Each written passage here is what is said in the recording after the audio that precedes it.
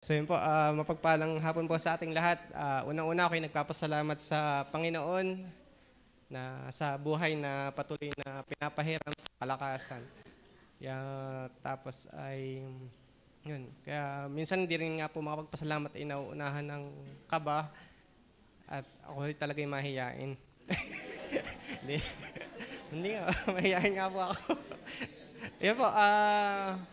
Yun po, nagpapasalamat ako sa Panginoon na yun, binibiyayaan pa rin po ng trabaho, tapos yun po, pag-iingat sa araw-araw dun sa pag ayun pa, sa area na pagmumotor sa araw-araw ay biyaya po na iniingatan ng Panginoon, na alam kong maraming nangyayari sa gitna ng karsada. Sa isang iglap pwedeng mangyari sa akin yon, pero andun yung paggabay ng Panginoon. At yun nga, nakikita ko tuwing madaling araw, ang daming yung mga nadidisgrasya, mga pusa, aso, yung mga nagkalat sa karsada, yung mga naiiwang siopaw. Hindi, joke lang. Ayun, di kayo biyaya yun. Kung baga nabubulay ko kasi pag sa daan, kung baga yun, iko'y tao na hinahayaan lang, di ka Kaya yung parang, kung baga, salamat sa biyaya na iniingatan ng Panginoon. Tapos, yun po, nangyari nung last, yung kay Atara naman, sa biyaya po ng Panginoon ay nagagamit din si Atara sa school. Nagkaroon ulit siya ng award. At para sa akin po yun ibiyaya, sa aming mag-asawa ay, kumbaga nakikita namin yung bata na, kumbaga parang ako po nung bata na nagkaka-award din. Hindi lang halata. Hindi po, ganun kasi ako nung bata, yung tawag doon. Ako'y kalikutan lang nung bata, ako'y nadapa sa flag ceremony. Simula po nun, nawala na. Nabagok. Ako, seryoso po yun, kalikutan ko nung bata ako, yun. Kaya nadala hanggang ngayon, wala na.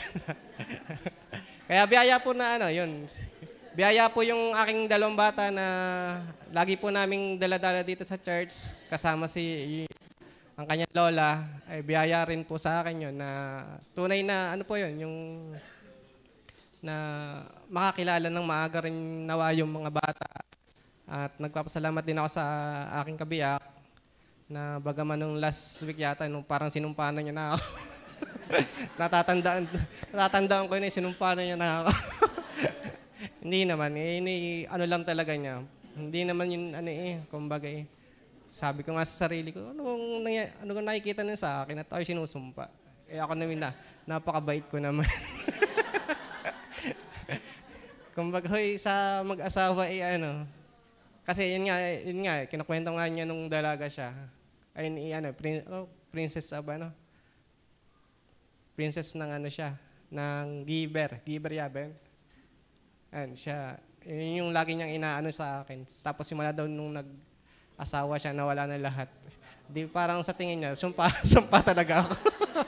Sabi, hindi naman. Kumbaga, kumbaga, ang ko doon ay, doon ka tumingin sa kalooban. Kumbaga, alam kong, unang-una, hindi ko naman siya pinipigilan sa mga pagbibigay. Hindi namin pinag-aawayan lalo yung financial. Kumbaga, kumikita siya, hindi ko rin naman inaano na magbigay ka ng sa simbahan o gano'n. Hindi, never kami nagtalo sa financial. At hindi ko yan yung wag mo ibibigay yung para sa simbahan, yung gano'n, hindi, wala. Wala kaming pinagtatalunan na gano'n, wala kaming usapan sa gano'n. Ang kanya-kanya, gano'n. Kaya yun, kumbaga sa akin po ay nagpapasalamat ako na may gano'n din akong puso. Tapos ang problema nga lang yun, kulang talaga sa financial. Yun lang po talaga. Pero pinagpapasalamat ko. Tapos naging highlight po ngayong week na to, nung last, sa akin trabaho naman po, Ako po ay bali 8 months na po akong nagtatrabaho sa sa aking trabaho. Biyaya naman po na ngayon nitong last month ay nakareceive po ako ng incentives. Ayun po, hinahabol namin po yun ng every month para makakuha nga po ng bigas. Since nag-start po ako, hindi pa po ako nakakakuha ng bigas. Ay biyaya po ngayong month na to, nung last ay nakakuha po ako ng incentives kaya nakapagbigay po ako sa church. Binigay ko po muna yung unang incentive ko para sa church po. Ayun po ay sa Panginoon at hindi ko naman po inaano. Alam ko marami po ang pagkukulang talaga sa Panginoon pagdating sa financial. At nawa nga po ay sa biyaya ng Panginoon ay makapagpatuloy. At yun lang naman po nga pinagdadasal ay makapagpatuloy sa biyaya niya. At naway patuloy kahabagan. Yun po lagi kong pinagpipray sa Panginoon. Yung awa niya at habag. Okay. Maraming pinagdadaanan po kaming mag-asawa pero nawa nga po ay yun. Alam po ng Panginoon yung puso po namin mag-asawa. Kumbaga kung labis-labis makakatulong po kami. Ang nga lang po ay talagang nauuna lagi ang yung bagay-bagay. Nawa ay sa biyaya ng Diyos ay yun, makabawi kami mag-asawa.